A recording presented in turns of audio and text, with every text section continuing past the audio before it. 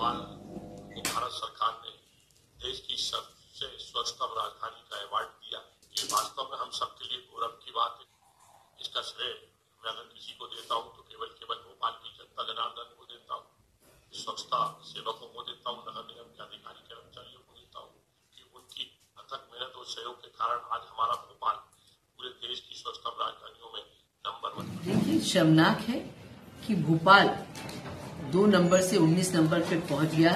स्वच्छता को लेकर महापौर कुछ काम नहीं करते और ठिकरा दूसरों पे फोड़ते हैं, कांग्रेस पे फोड़ते हैं। कांग्रेस की ही सरकार में इंदौर नंबर 1 में आया है फिर, और उज्जैन छोटे शहरों में नंबर 1 में आया है।